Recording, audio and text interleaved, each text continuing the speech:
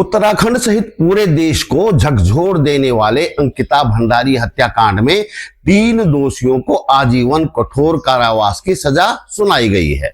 Court में जो कुछ पेश किया गया उसके आधार पर यह एक अच्छा फैसला ही कहा जाएगा, लेकिन इस सजा के बाद भी क्या अंकिता को न्याय मिल पाया है?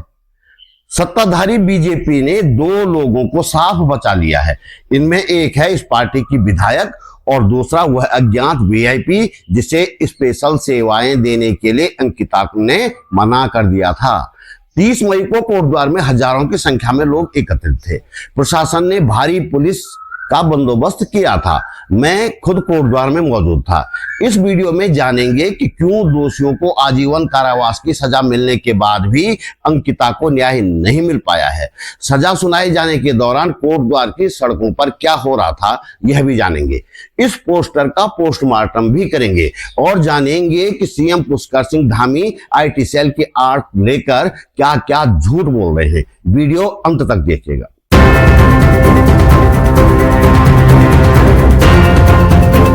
नमस्कार, बात बोलेंगे चैनल पर आपका स्वागत। मेरा नाम है त्रिलोचन भट्ट और मैं करता हूं जन सरोकारों की बात। 19 वर्षीय अंकिता भंडारी ऋषिकेश के पास स्थित वनंतरा रिजॉर्ट में रिसेप्शनिस्ट के रूप में काम करती थी। वह रिजॉर्ट बीजेपी नेता विनोद आर्य के बेटे पुलकित आर्य का है। 18 सितंबर 2022 को अंकिता अचानक लापता हो जाती है और 24 सितंबर को उसकी लाश मिलती है चीला नहर में। इस मामले में मुख्य आरोपी पुलकित आर्य के साथ 2 अन्य कर्मचारी सौरभ भास्कर और अंकित गुप्ता को गिरफ्तार किया जाता है। आरोप था कि अंकिता पर एक वीआईपी ग्राहक को खुश करने के लिए उसे अवैध सेवाएं देने का दबाव डाला जा रहा था, जिसका उसने विरोध किया। इस विरोध के चलते उसकी हत्या कर दी गई। 30 मई 2025 को फैसला आ गया। फैसले के अनुसार 3 दोषियों को आजीवन कठोर कारावास और जुर्माने की सजा सुनाई गई। इस केस में तीनों अभियुक्तों को आजीवन कारावास की सजा हो गई है। 302 में 201 में इनको 5 वर्ष का कठोर कारावास और 302 में इनको 50,000 रुपये जुर्माना, 50,000 रुपये जुर्माना न देने की उसमें 1 वर्ष का अतिरिक्त कारावास की सजा। 302 और 201 में भी तीनों को 5 वर्ष का कारावास, कठोर कारावास और 10,000 रुपये जुर्माना और 10,000 रुपये जुर्माना न देने की उसमें 2 माह का अतिरिक्त कारावास। पुलकित आर्य को सिर्फ एक 354 कौ में 2 वर्ष का कठोर कारावास और 10,000 रुपये जुर्माना और जुर्माना न देने की दशा में 1 माह का साधारण कारावास। और बाकी तीनों अभियुक्तों को पुलकित आर्य, अंकित गुप्ता और सौरभ भास्कर को 5(1) घौ अनैतिक देह व्यापार अधिनियम में 5 वर्ष का कठोर कारावास और 2,000 रुपये का जुर्माना और जुर्माना न देने की दशा में 2 माह का अतिरिक्त कारावास की सजा इनको सुनाई गई है। तो इस प्रकार तीनों अभियुक्तों को 302 में आजीवन कारावास की सजा सुनाई गई है। सभी सजाएं साथ चलेंगी। सर, जो वीआईपी का नाम बीच में उठ रहा था उसमें कुछ, और इसके अलावा 4 लाख रुपए का प्रतिकर पीड़ित पक्ष को देने के लिए कोर्ट ने कहा है, लेकिन अगर पूर्व में दे दिया गया हो तो उसको इसमें समाहित माना जाए। इस मामले में अभियोजन द्वारा 47 गवाह पेश किए थे और पूरी तरीके से इस घटना को साबित किया। कोटद्वार की कोर्ट में यह सजा सुनाई जा रही थी। उस समय वहां सड़कों पर हजारों लोग मौजूद थे जो लगातार नारेबाजी कर रहे थे। प्रशासन को पहले से हजारों लोगों के कोटद्वार पहुंचने की आशंका थी, इसलिए कोर्ट तक पहुंचने के सभी रास्तों पर और यहां तक कि छोटी छोटी गलियों पर भी बैरिकेडिंग लगा दी गई थी और भारी संख्या में पुलिस बल तैनात किया गया था।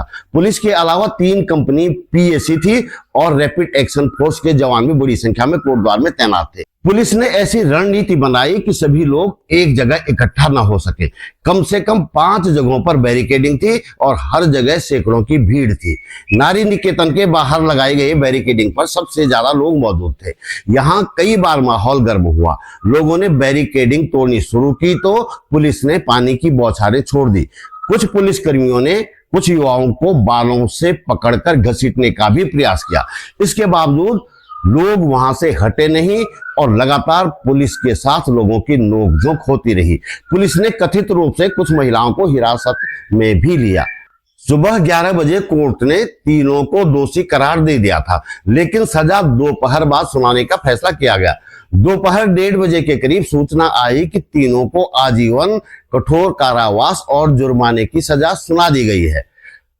प्रशासन को और शायद पुलिस को उम्मीद रही होगी कि इस फैसले के बाद लोग बैरिकेडिंग से हट जाएंगे, अपने घर चले जाएंगे, लेकिन ऐसा नहीं हुआ। लोग लगातार वीआईपी का खुलासा करने की मांग करते रहे। साथ ही बीजेपी विधायक रेणु बिष्ट को भी गिरफ्तारी की मांग की गई। उत्तराखंड महिला मंच की कमला पंत कोटद्वार में मौजूद थी। उन्होंने कहा कि यह कोई न्याय नहीं है। महिला मंच ने इस मामले में एक फैक्ट चेक रिपोर्ट भी जारी की थी इस घटना के बाद। देखिए, हमारी शुरू से यही मांग थी। हम आज भी यही कहते हैं, अंकिता हम शर्मिंदा है, तुम्हारे कातिल जिंदा है। ये कातिल जब तक जिंदा रहेंगे हम मौन नहीं बैठेंगे। और ये बहुत स्पष्ट होना चाहिए कि हमारे साक्ष्य मिटाने वाले लोग कौन थे, अंकिता को न्याय नहीं दिलाने वाले लोग कौन थे। जब तक हम ये स्पष्ट नहीं होंगे, हम तमाम यहाँ पे जनता खड़ी है, लेकिन खड़ी जनता को भी ये जानकारी होनी चाहिए कि साक्ष्य को मिटाने वाला व्यक्ति कौन था। हम लोगों ने अंकिता भंडारी के रूप में पूरा का पूरा एक हम लोगों ने अपनी रिपोर्ट निकाली थी। हमारे महिला मंच वालों ने पूरा इसमें भ्रमण किया था, लोगों से पूछताछ की थी और उसके बाद हमें लगता था ये केस बहुत मजबूत है। लेकिन जिस तरीके की पूरी प्रक्रिया चली है, इसमें जिस तरह की भूमिका रही है, सरकार का के दबाव में रही हो या बड़े नेताओं के दबाव में रही हो, उससे ये बहुत स्पष्ट है कि हमारे साक्ष्य को खत्म करने की पूरी मुहिम एक तरफ से चलती रही है। निर्मला बिष्ट ने कहा कि सरकार जनता से डरती है, इसलिए कोटद्वार को छावनी बना दिया गया। देखिए, ऐसा है कि बड़ा दुर्भाग्य है कि जनता से इनको बड़ा खतरा रहता है। उन गुंडों से खतरा नहीं है जो जिन गुंडों को ये संरक्षण देके अंदर लेके गए, जिनको आज सजा सुनाएगी, उनको देके खतरा नहीं है। हमें देके इनको बड़ा खतरा है। जिस जनता के दबाव से ही आज जो ये डिसीजन मिला है, ये जनता के दबाव पे मिला है और हम उम्मीद करते हैं कि जनता का दबाव अभी और रहेगा। हम ये चाहेंगे कि इनको फांसी हो, दूसरा जो वीआईपी है उसका नाम उजागर हो और रेणु बिष्ट को भी इसमें सजा मिलनी चाहिए, क्योंकि साक्ष्य मिटाने में रेणु बिष्ट का अहम भूमिका रही है।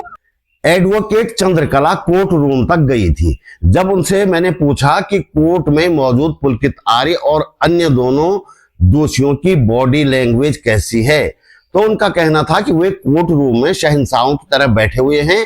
उन्हें कोर्ट रूम में ही खाना भी परोसा गया। उनको कहीं से भी ये नहीं लग रहा है कि उनको आजीवन कारावास की सजा हुई है, क्योंकि उनके ऊपर जो राज्य का हाथ है, उनके ऊपर पुलिस का हाथ है। आज जनता सड़कों पर है, लेकिन उनके प्रोटेक्शन के लिए पूरे कोटद्वार को जो है छावनी बना दिया गया है। कोर्ट के अंदर कोई क्लाइंट भी नहीं जा सकता, वकीलों की भी पूछताछ हो रही है। तो यानी कि ये मतलब है इसका कि आज जो भी अपराधी हैं, जो महिला हिंसा के लिए जिम्मेदार लोग हैं, उनको प्रोटेक्शन पुलिस का है। भले ही आज उनको आजीवन कारावास पड़ गई हो, लेकिन वो जो वीआईपी था उसका खुलासा आज तक नहीं हुआ। रेणु बिष्ट जिसने की साक्ष्य मिटाने के काम किए, उसके खिलाफ कोई भी कार्रवाई नहीं, इसलिए ये न्याय अधूरा है। रामनगर के सामाजिक कार्यकर्ता मुनीश ने इस फैसले को जनता की जीत बताया और कहा कि ये जो लोग इसी तरह मुखर रहे, लामबंद रहे, तो हाई कोर्ट में भी जरूर जीत मिलेगी। 88 सुनवाइयां हुई हैं इस पूरे मुकदमे के दौरान और पक्ष के और विपक्ष के गवाह वहां पर आए हैं। और जो पुलकित का वकील था, वो पहले अंकिता का वकील था, बाद में वो पुलकित का वकील बन गया। और उसके बाद यहाँ पर जो सबसे बड़ी बात इस पूरी लड़ाई के अंदर रही है कि अंकिता भंडारी के साथ जितने भी लोग थे, उन्होंने सड़क पर भी इस लड़ाई को लड़ा है। और लगातार 88 की 88 तारीख में कोर्ट के बाहर यहाँ पर प्रदर्शन हुए हैं। और यही कारण है कि इतना बड़ा ताकतवर आदमी यदि कानून की गिरफ्त में आया है, तो उसमें जन दबाव भी एक बहुत बड़ी भूमिका अदा कर रहा है। और ये जन दबाव यदि बना रहेगा तो हाई कोर्ट से भी इसे सजा होगी, और ये जन दबाव बना रहेगा तो सुप्रीम कोर्ट से भी वो नहीं बचेगा। और जन दबाव कमजोर हो गया तो आप समझ लीजिए कि वो बच जाएगा। और इसमें जो सबसे बड़ा पहलू है वो ये है कि पहले दिन से भारतीय जनता पार्टी की सरकार, इसके अंदर जो मूल वीआईपी है, जिसके लिए दबाव बनाया जा रहा था कि अंकिता को उसको सर्विस देनी है, और जब उसने इनकार किया और तब अंकिता का हत्या हुई और जिस जगह अंकिता की हत्या हुई वो बिल्डिंग ध्वस्त कर दी गई, यानी कि वो सबूत मिटा दिए गए, और वो वीआईपी को पकड़े जाने का सवाल आज भी हमारे सामने जिंदा है। तीनों दोषियों को सजा होने के बावजूद इसे अधूरा न्याय माना जा रहा है। क्यों? पहली बात तो यह है कि यह सजा का पहला चरण है। दूसरी, हाई कोर्ट में पूरा जोर लगाएंगे दोष मुक्त होने के लिए। वहां बात न बनी तो सुप्रीम कोर्ट भी है, आगे बड़े बड़े वकील खड़े किए जाएंगे दोषियों के पक्ष में। दूसरी बात, जिस वीआईपी के लिए अंकिता पर स्पेशल सर्विस देने के लिए दबाव डाला जा रहा था, उसे साफ बचा लिया गया। अंकिता की हत्या के 3 दिन बाद से लेकर अब तक लगातार पूछा जा रहा है कि वीआईपी कौन है, धामी सरकार मौन है। लेकिन उत्तराखंड सरकार और उसकी पुलिस उस वीआईपी को ढूंढने में नाकाम रही है। साफ तौर पर कहें तो वीआईपी को बचा लिया गया है। संदेह होना स्वाभाविक है कि क्या वह वीआईपी भी सत्ताधारी पार्टी से जुड़ा हुआ था या जुड़ा हुआ है। अंकिता के पिता ने पौड़ी के जिला अधिकारी को पत्र लिखकर आरोपियों की कॉल डिटेल्स निकालने की मांग की थी, लेकिन नहीं निकाली गई। क्यों? अंकिता की हत्या के बाद पुलकित आर्य के रिजॉर्ट के उस हिस्से को जेसीबी से तोड़ दिया गया जहां अंकिता रहती थी, यानी जो कमरा अंकिता को दिया गया था वह तोड़ दिया गया। सवाल उठना स्वाभाविक है, क्या उस कमरे में ऐसे सबूत थे जो वीआईपी का खुलासा कर सकते थे? कमरा तोड़ने के बाद प्रचार किया गया कि आरोपी को हाथों हाथ सजा दे दी गई है। जेसीबी यमकेश्वर विधायक रेणु बिष्ट ने चलवाई थी। जेसीबी के ड्राइवर ने अपने बयान में यह बात कही थी। फिर रेणु बिष्ट के खिलाफ कोई कार्रवाई क्यों नहीं की गई? दोषियों को सजा दिए जाने का श्रेय लपकने की कोशिश कर रहे मुख्यमंत्री पुष्कर सिंह धामी को इसका जवाब देना चाहिए कि नहीं देना चाहिए। अब जरा इस पोस्टर का पोस्टमार्टम करें। फैसले के तुरंत बाद यह पोस्टर सोशल मीडिया पर तैर रहा है। आईटी सेल से जारी करवाया गया है। इसमें दोषियों को सजा दिलाने का श्रेय मुख्यमंत्री पुष्कर सिंह धामी को दिया जा रहा है। कई दूसरे पोस्टर भी इस तरह के आए हैं जो इसी इरादे से जारी किए गए हैं। पहले ही बता दूं कि पोस्टर किसकी तरफ से है यह नहीं बताया गया है। दरअसल बीजेपी झूठ बोलने के लिए यही पैंतरा इस्तेमाल करती है। पोस्टर का पहला बिंदु, घटना के 24 घंटे के भीतर आरोपियों को गिरफ्तार किया गया, लेकिन रिजॉर्ट में अंकिता का कमरा 24 घंटे से पहले ही तोड़ दिया गया। मैं पूछना चाहता हूं मुख्यमंत्री जी, इसका श्रेय लेते क्यों नहीं आप? श्रेय ले ही रहे हैं तो इसका भी तो श्रेय ले लीजिए साहब। दूसरा बिंदु, एसआईटी गठन कर पारदर्शी जांच की गई, तो मुख्यमंत्री जी ये बताइए कि क्या सीबीआई की जांच पारदर्शी नहीं होती? जब पूरा राज्य सीबीआई जांच की मांग कर रहा था तो आपकी सरकार ने सुप्रीम कोर्ट में इसका विरोध क्यों किया? वीआईपी का नाम सामने आने का डर तो नहीं था कहीं इस विरोध के पीछे? तीसरा बिंदु, आरोपियों पर गैंगस्टर लगाया गया। मुख्यमंत्री हो तो कुछ भी बोलोगे या बुलवाओगे क्या? जिस अदालत में कल फैसला हुआ उसमें जिन आरोपों पर बहस हुई उनमें तो गैंगस्टर नहीं था। धामी जी ये बताइए कि ये गैंगस्टर वाला केस किसी दूसरी अदालत में चल रहा है क्या? एक और झूठ, अंकिता के भाई और पिता को सरकारी नौकरी दी गई। अरे धामी जी बिल्कुल शर्म भेज दी क्या? यदि ये बात सच है तो बताइए कि दोनों किस विभाग में नौकरी कर रहे हैं। मैं आपको अपने इस छोटे से चैनल के माध्यम से चुनौती दे रहा हूं पुष्कर सिंह धामी जी, बताइए अंकिता के पिता और भाई को आपने किस विभाग में नौकरी दी है? नहीं बता सकते तो सार्वजनिक रूप से माफी मांगिए प्रदेश की जनता से। और पोस्टर आपने नहीं छपवाया है, नहीं जारी करवाया है तो जारी करवाने वाले को पकड़िए, उस पर कार्रवाई कीजिए। अंकिता के पिता भी आपसे यही पूछ रहे हैं कि हमारी नौकरी किस विभाग में है भाई? मुख्यमंत्री जी ने अंकिता भंडारी के पिता और भाई को सरकारी नौकरी दे दिया था और मैं मुख्यमंत्री जी से कहना चाहता हूं कि आपने मेरे लड़के को सरकारी नौकरी दी तो किस विभाग में दी, और अंकिता भंडारी के पिता को सरकारी नौकरी दी तो किस विभाग में दी? एक और बात पोस्टर में लिखा है, परिजनों के कहने पर 3 बार सरकारी वकील बदले, कहने पर नहीं बदले धामी जी, धरना देने के बाद बदले।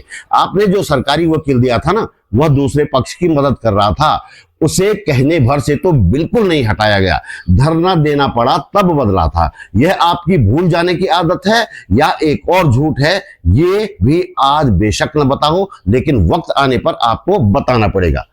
और ये क्या लिखवाया आपने इस पोस्टर में आखिरी बिंदु में? झूठ फैलाने वालों को कोर्ट में नहीं मिला समर्थन, जनता को किया गया गुमराह। जरा बताइए कि किसने फैलाया था और कौन सा झूठ फैलाया था जो कोर्ट के सामने विचाराधीन था, लेकिन कोर्ट ने उसका समर्थन नहीं किया। खैर, इसका भी आने वाले वक्त में जवाब देना पड़ेगा आपको। जनता को किसने गुमराह किया, पूरा राज्य ही नहीं पूरा देश जानता है साहब। वीआईपी का नाम उजागर न करना जनता को गुमराह करना है या नहीं, ये बता दीजिए। हाथों हाथ सजा देने के नाम पर आपकी विधायक ने जिस तरह से रिजॉर्ट का कमरा तोड़कर सबूत नष्ट किया, वह जनता को गुमराह करना माना जाएगा या नहीं? खैर, अभी आप नहीं बताएंगे, अभी सत्ता का अहंकार आप पर सवार है, लेकिन एक दिन आएगा जब जनता सड़कों पर आपसे सवाल पूछेगी, इसलिए अपना जवाब तैयार रखिएगा। तो दोस्तों, इस वीडियो में इतना ही। वीडियो खत्म करने से पहले आपसे एक अनुरोध, आप महसूस करते हैं कि इस वीडियो को बनाने में थोड़ी बहुत मेहनत की गई है और आपको इससे कुछ काम की जानकारी मिली है, तो वीडियो को लाइक करें, कमेंट करें, साथ ही शेयर भी करें। पहली बार मेरे चैनल पर आए हैं तो चैनल को सब्सक्राइब अवश्य करें। मेरा फेसबुक पेज फॉलो करें, बातबोलेगी.com भी देखें। हमारे पास इनकम का कहीं से कोई जरिया नहीं है, इसलिए यदि आप समर्थ हैं और चाहते हैं कि यह चैनल आगे भी चलता रहे, तो अपने जेब खर्च में से एक छोटी सी राशि निकालकर आर्थिक सहयोग अवश्य करें। आप YouTube पर वीडियो के नीचे ज्वाइन बटन पर जाकर या सुपर थैंक्स पर जाकर मेरा सहयोग कर सकते हैं। डिस्क्रिप्शन में बैंक डिटेल भी है। जल्दी मिलते हैं एक और मुद्दे के साथ, एक और वीडियो में। नमस्कार।